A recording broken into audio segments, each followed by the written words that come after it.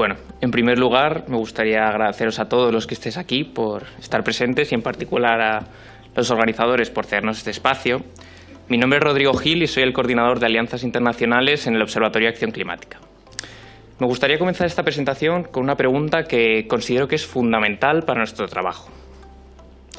¿Qué tienen en común una empresa chilena de energías renovables, una startup colombiana de agroalimentación y una compañía mexicana de seguros y banca? Además de ser el comienzo de un chiste potencialmente muy malo, que por primera vez en la historia pueden medir su impacto ambiental con unos criterios uniformes. Y esto es el comienzo. Es solo el comienzo de una revolución silenciosa que está cambiando la forma de concebir el medio ambiente, no solo en España, no solo en Iberoamérica, sino en todo el mundo. El gran objetivo de las alianzas internacionales es evidente. Y es que una crisis global requiere acción global, porque ninguna nación, por comprometida que esté, puede resolver sola una crisis como esta. Esto es algo que desde el Observatorio de Acción Climática ha sido una constante en nuestro trabajo. Una crisis global requiere acción global, porque ningún país, por comprometido que esté, puede resolver solo una crisis como esta. Por eso, desde el área de alianzas internacionales, trabajamos para establecer alianzas estratégicas que nos permitan avanzar en la medición de la huella de carbono a nivel internacional. Actualmente hemos analizado más de 103 empresas en 5 países iberoamericanos: Chile, Colombia, Ecuador, México y Perú. Todas ellas con la misma metodología Carbon Integrity Index que presentábamos anteriormente. Necesitamos entender y acompañar la acción por el clima en estos países, pero para ello será clave contar con actores locales. Desde el Observatorio de Acción Climática creemos que no es suficiente con sacar el telescopio desde Europa y analizar qué se está haciendo y cómo en otras partes del mundo. No. Para nosotros el planteamiento de las alianzas internacionales debe erguirse sobre 3 grandes pilares: cooperación, coordinación y horizontalidad. Es por ello que lo que más nos enorgullece no son estos datos de empresas analizadas o países con los que ya interactuamos, son los procesos de cambio que ya hemos generado. Y es que en la actualidad ya existen 2 observatorios de acción climática que operan de manera independiente al Observatorio de Acción Climática España, el Observatorio de Acción Climática Ecuador y el Observatorio de Acción Climática Perú. Ambas entidades se han constituido ya como asociaciones legalmente constituidas y junto con este Observatorio de Acción Climática España generan una red de observatorios por el clima. Estos grupos de trabajo han liderado ya los resultados de los que os vamos a hablar a continuación y además colaboran con entidades públicas y privadas de sus contextos locales para mejorar la acción por el clima. Todas estas personas que veis en pantalla, especialmente nuestros coordinadores Alexander Pomalaza en el Observatorio de Acción Climática Perú y Romina Morán en el Observatorio de Acción Climática Ecuador, han sido clave en lo que os vamos a mostrar a continuación. Entre todas hemos conseguido plantar esta semilla en cosa de unos pocos años y estamos convencidos de que con paciencia, riego constante, algún patrocinador o donación puntual, por qué no decirlo, pero sobre todo con trabajo y esfuerzo, podemos hacer que no solo crezcan esta red de observatorios de acción por el clima, sino que se fortalezca y que alcance nuestra ambición, que es la acción global. A continuación, pasamos a presentar los resultados del trabajo que hemos hecho hasta ahora. Comenzamos a ver los resultados de Chile. Chile es el país que tiene la media en el Carbon Integrity Index más alta de los países analizados, un 4,2 sobre 10. Destaca sobre todo en el cálculo de alcance 3, donde presenta un 0,35 sobre un punto posible y con empresas que superan en los 6 puntos, algo que veremos también en los demás casos. Los informes de este país se caracterizan por incluir anexos técnicos y específicos que son lo que realmente le posiciona como el líder regional a nivel de transparencia. Si continuamos con Colombia, el caso de Colombia presenta quizás la mayor diversidad de todas las analizadas. Vemos que existen determinadas empresas puntuales, como Grupo ISA o Ecopetrol, que se posicionan muy por delante de las demás.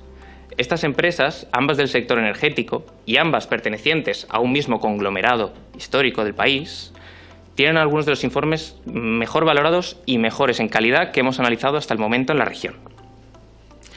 Pasamos así al caso de Ecuador. En el caso de Ecuador, lo que primero destaca es la baja participación de empresas analizadas.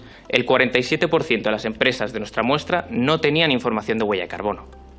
A pesar de ello, es el país que más recientemente se ha incorporado a esta tendencia y tiene algo que no todos tienen, y es una voluntad de estructurar la acción climática desde el nivel constitucional y hasta la acción local.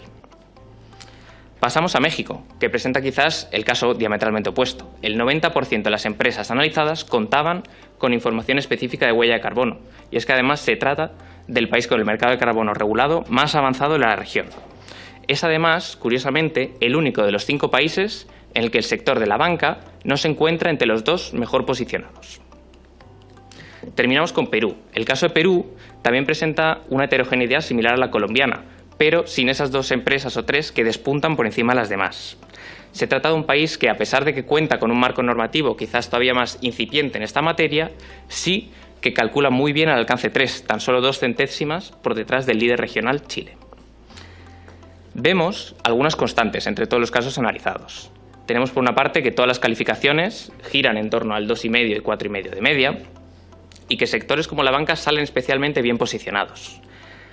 Pero sería injusto realizar generalizaciones regionales a partir de estos datos.